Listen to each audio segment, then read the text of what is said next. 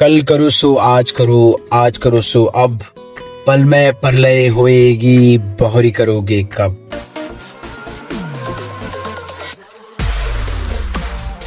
कबीरदास ने ये बात बहुत पहले बोली थी, लेकिन परफेक्ट थी कि आज करूंगा, कल करूंगा, कल करूंगा, आज करूंगा, कब करूंगा।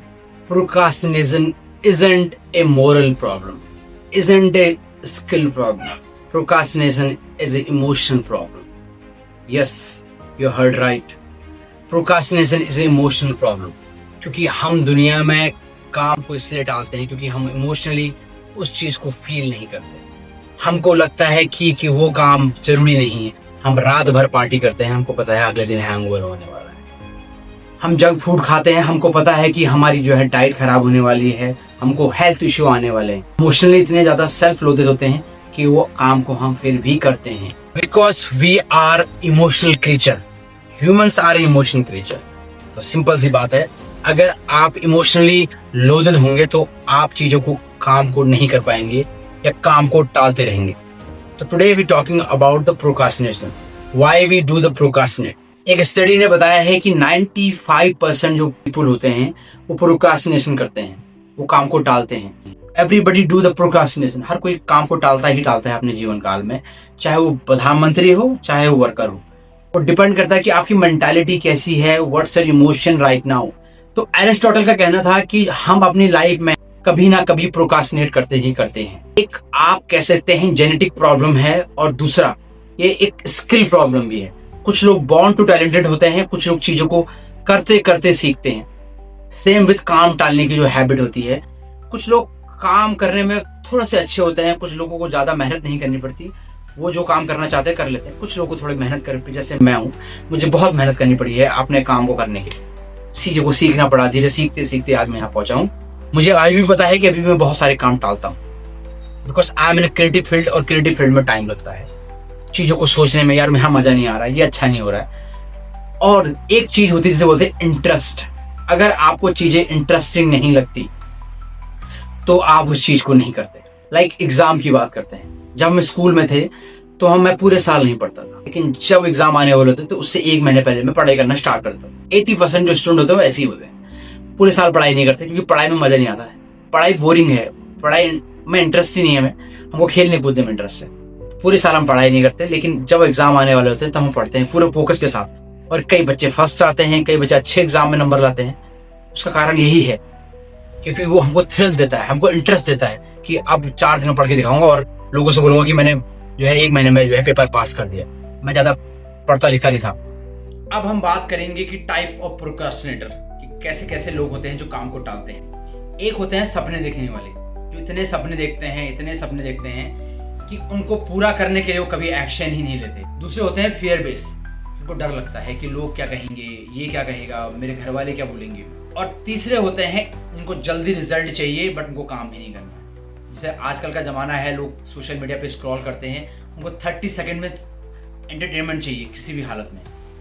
तो वो लोग जो है वो लोग भी काम को टालते हैं। उनको पता है कि अगर मुझे जल्दी रिवॉर्ड मिल जाएगा तभी मैं काम करूंगा, नहीं तो वो छोड़ देते हैं। क्योंकि कोई भी काम में आपको करते रहना पड़ता है, जल्दी रिवॉर्ड नहीं मिलता किसी भी काम को अगर लेंगे।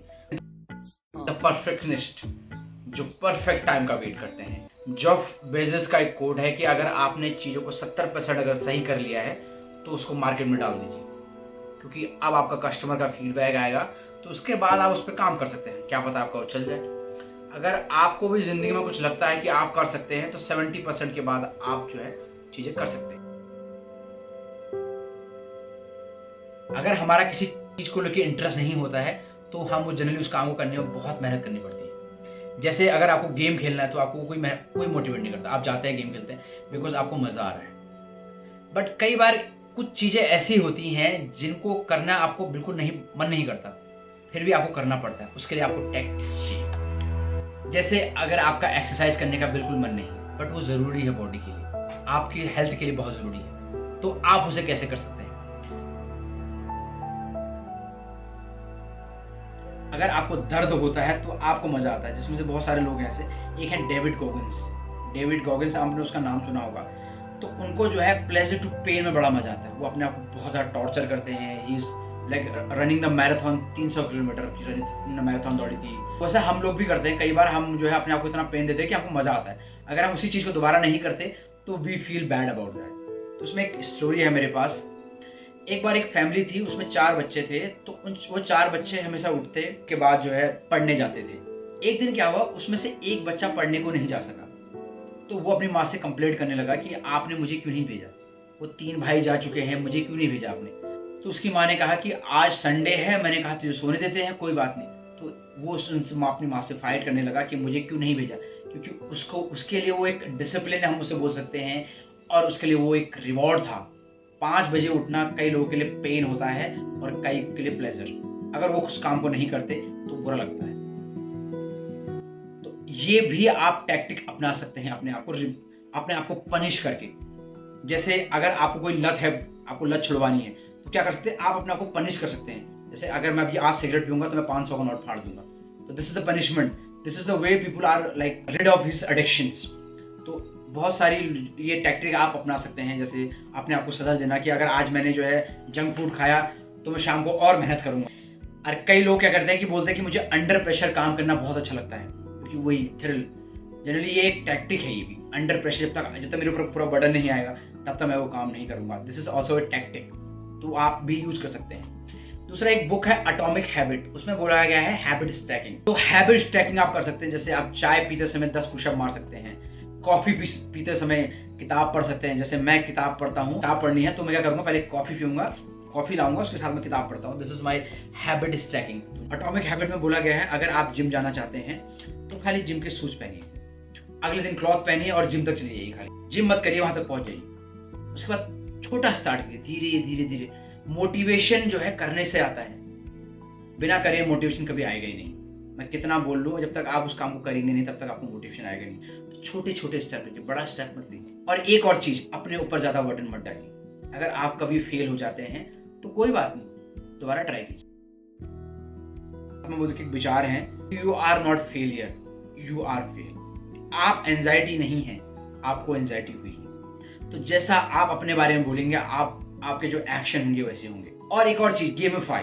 अगर आप चाहते हैं तो गेमिफाई भी कर सकते हैं चीजों को। जैसे अगर आपको क्रिकेट खेलना अच्छा लगता है या गेम खेलते खेलते आप जो है एक्सरसाइज करना चाहते हैं तो वो आप कर सकते हैं। जैसे आपको अपने दोस्तों के साथ बात करना अच्छा लगता है, आप दोस्तों को अपने साथ वॉक पर बुला सकते हैं, उनके साथ दोस्ती भी हो जाएगी और उनके साथ आप वॉक भी कर सकते हैं। तो thank you for this video और मिलते हैं अगले वीडियो में।